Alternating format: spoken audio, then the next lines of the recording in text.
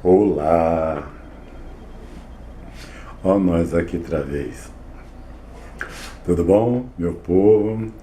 Olha, nós estamos em busca aí das que é número 500, né? Quem faz parte lá do nosso grupo, quem linka, quem compartilha, quem criva lá no sininho, entendeu? Quem escreve lá no nosso grupo, os desconhecidos e famosos afros brasileiros, né? Então vai lá, você também, tá? Gosta aí do nosso coisa. Assim a gente pode estar transmitindo mais e tem mais entusiasmo nas buscas, nas pesquisas, né? Bom, meu povo, hoje nós vamos falar um pouco. Tem uma coisa que a gente tem meio que engasgada assim, mas é referente à Lei Áurea, entendeu? Pouca gente sabe os fundamentos da Lei Áurea, por que ela foi escrita, por que ela o que projeto foi esse, que lei foi essa, quem foi na realidade que implantou a lei, né? Então, essa lei ela tem um assunto muito interessante. Se formos falar muito, ela é muito longa. Eu fiz um apanhado geral, né? E vou falar alguma coisa. Depois, caso vocês tenham alguma dúvida, alguma pergunta aí, por aí pode-se fazer as perguntas que nós vamos respondendo, entendeu? Nós vamos buscar e vamos responder. Tá ok? Então vamos lá. Vamos aprender um pouquinho sobre o fundamento da Lei Áurea. É uma lei de um tratado internacional feito no primeiro reinado e no período regencial, proibindo o trajeto internacional de escravos. E não foram cumpridos. Por aí, começou aí, né? Mas aí vem a coisa antiga lá. Em 19 de maio de 1826, Dom Pedro I do Brasil ratificou a convocação de 23 de novembro de 1825 entre Brasil e Inglaterra, que declarava extinto o tráfico de escravos, 3 anos após a troca das ratificações.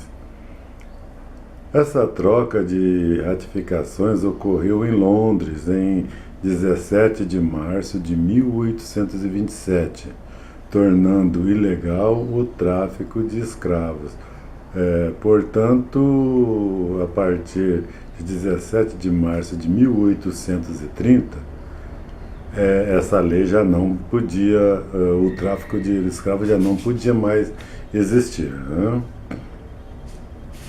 A lei de 7 de novembro de 1831, vocês vão vendo quantas datas tem. Então, por isso a gente tem que fazer esse apanhado. Muita coisa, muitas minúcias. Então, a lei de 7 de novembro de 1831, do período regencial, que declara livre os escravos importados da África a partir daquela data, com 2 exceções, se prevendo penas para o tráfico internacional de escravos. Vários projetos sobre a abolição de escravos foram apresentados. Já no primeiro reinado, José Clemente Pereira apresentou em 19 de maio de 1826 à Câmara Geral um projeto abolindo a escravatura a partir de 31 de dezembro de 1840.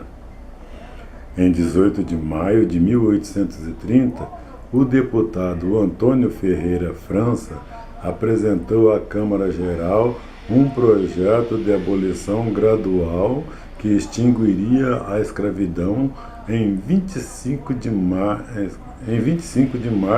de 1881. Em 8 de junho de 1831, o mesmo deputado apresentou outro projeto declarando que o ventre não transmitia a escravidão. O tráfico internacional de escravos foi abolido em definitivo em 1850 pela Lei Eusébio de Queiroz.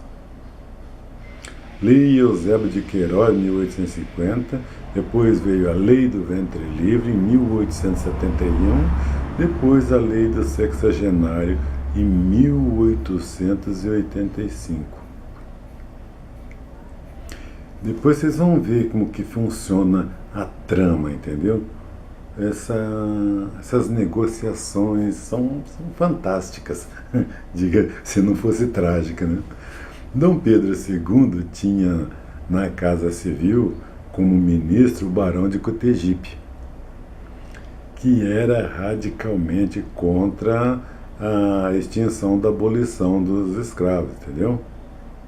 Mas, tendo o imperador que viajar para a Itália para cuidar da saúde, nomeou sua filha, que, logo de chegada, o que ela fez? Exonerou o Barão de Cotegipe e trouxe como seu conselheiro o ministro Rodrigo Augusto da Silva.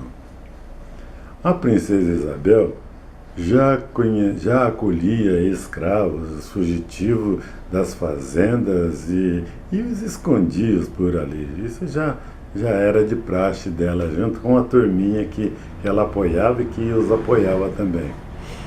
Ocorriam também frequentes fugas de negros e de mulatos das fazendas, ocasionando prejuízos enormes aos fazendeiros. E o exército já se recusava, nos últimos anos da escravidão, a fazer o papel de capitão do mato, ou seja, capturar e devolver escravos a seus donos. Os Caifases, liderado por Antônio Bento, que promoviam fuga de escravos, perseguiam os capitães de matos e ameaçavam os senhores escravagistas. A polícia de São Paulo também, né? Nos últimos anos de escravidão, também não mais recapturava escravos fugitivos. Então, já bem, tá vendo? Quem atravancava um pouco a forma lá, porque eu não sei se Dom Pedro, talvez, será que tinha medo de Barão de Cotegipe? Porque Dom Pedro não fazia, porque era o Barão de Cotegipe, eram os fazendeiros que entregavam a abolição dos escravos, né? Então, o conselheiro Rodrigo Augusto da Silva fazia parte do gabinete de ministro, presidido pelo João Alfredo Correia de Oliveira, do Partido Conservador, o chamado de Gabinete de 10 de março. O projeto de lei que extinguia a escravidão no Brasil foi apresentado à Câmara Geral, atual Câmara de Deputados, pelo ministro Rodrigo Augusto da Silva. Tá vendo? Quem foi lá atrás, na exoneração do Sheba lá? No dia 8 de maio de 1888. Foi votado e aprovado nos dias 9 e 10 de maio de 1888 na Câmara Geral.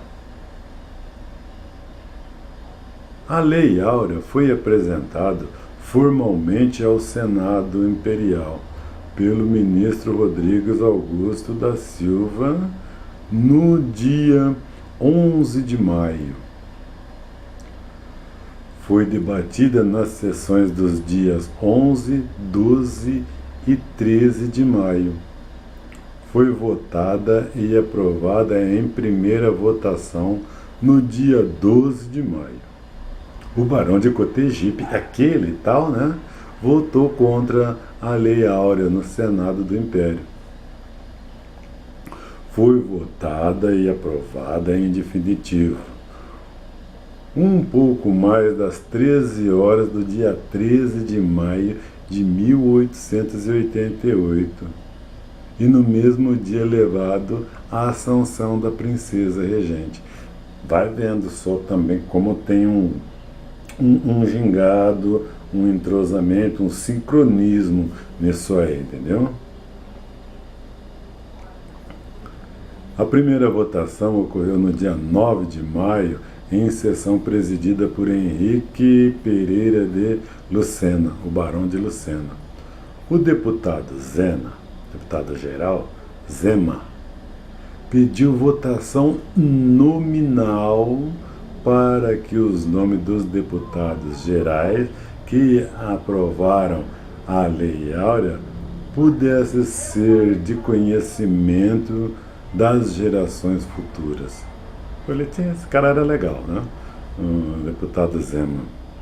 83 deputados gerais foram favoráveis à aprovação e apenas 9 deputados gerais: Barão de Araçagi, Bulhões Carvalho, Castrioto, Pedro Luiz, Bezemate, Alfredo Chaves, Lacerda Werneck, André Figueira e Cunha Leitão votaram contra a Lei Áurea na Câmara Geral.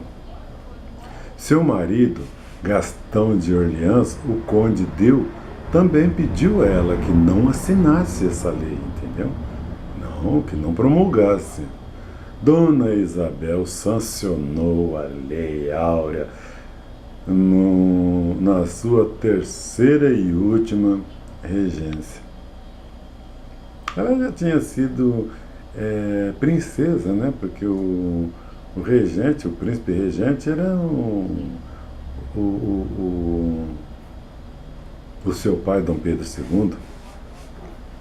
Foi assinada no Paço Imperial pela princesa imperial regente Dona Isabel, Cristina, Leopoldina, Augusta, Micaela, Gabriela, Gonzaga de Bragança e Bourbon, e pelo ministro Rodrigues Augusto Silva, às 3 horas da tarde do dia 13 de maio de 1888. Viram onde está a lei? Dia 13 de maio de 1888. Mas isso aí tem outra chave. Outra chave. Por que foi votada assim a galope a Lei Áurea? Vocês vão entender perfeitamente. O processo da abolição da escravatura no Brasil foi gradual e começou com a Lei de Eusébio de Queiroz, né, lá em 1850, a segunda Lei do Ventre Livre, em 1871, a Lei de Sexagenário, em 1885, e pela Lei número 3.270, Lei Saraiva Cotegipe, já é um parente do Barão de Cotegipe lá, tá vendo?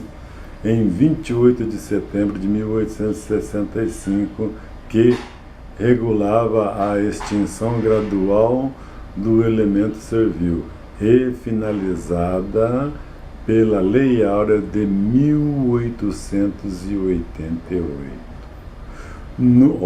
Agora entra a nossa conversação more. No domingo,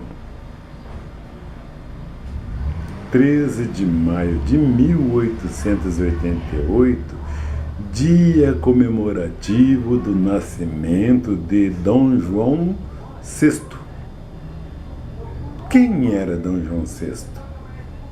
Nada mais, nada menos, avô da princesa Isabel. Entenderam? A correria é isso, que para dar tudo certo, 13 de maio, 13 horas, para dar tudo certo, para no dia comemorativo ao aniversário do avô da princesa Isabel. Então foi assinada pela bisneta Ela era bisneta do Dom João VI, a Dona Isabel, princesa imperial do Brasil, e pelo ministro da Agricultura da época, o conselheiro Rodrigo Augusto Silva. A lei que aboliu a escravatura no Brasil, lei que aboliu a escravatura no Brasil. O Brasil foi o último país independente do continente americano a abolir completamente a escravatura. O último país no mundo a abolir a escravatura, abolir a escravidão, foi Mauritânia. Somente em 9 de novembro de 1991, aí já no século XX, pelo decreto número 8.234. Essa pesquisa tem de origem lá da Wikipédia. Ela é uma enciclopédia livre. E também pela Abril Cultural, chama-se, pelo nome da Princesa Isabel, chama-se Coleção Grandes Personagens da Nossa História. Então, esse apanhado geral nós buscamos aí nessas duas fontes, entendeu? E se você gostou, vai lá, tem um joinha, dá um like, bate no sininho, que assim, quando a gente publicar alguma questão aqui, você já recebe direto, sem ter dor de cabeça, já cai lá para você direto. Nós vamos chegar ao número 500 em breve. E você vai ser um desses 500. Tá legal? Nós vamos estar batendo o recorde. Quem sabe esse mês nós chegamos no número 500 de inscritos no nosso blog. Vamos lá. Clica, associe lá no nosso blog e compartilhe. Diga para o seu amigo, opa, nós temos aqui um canal que traz aí alguma coisa ótima para que a gente amplie o nosso conhecimento. Tá ok? Então, dessa forma, nós fechamos a parte da Lei Áurea. Meus queridos, tem muito assunto nessa Lei Áurea. Acho que depois nós vamos voltar a falar na Lei Áurea e achar algumas coisas ainda que tem personagem lá que o mundo o trata de o Senhor,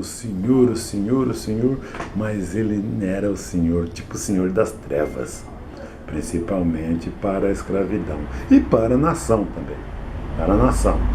Isso nós falamos e taxamos, tá ok? Então, muito em breve nós vamos trazer a história desse magnata, que diz que foi magnata, tá ok?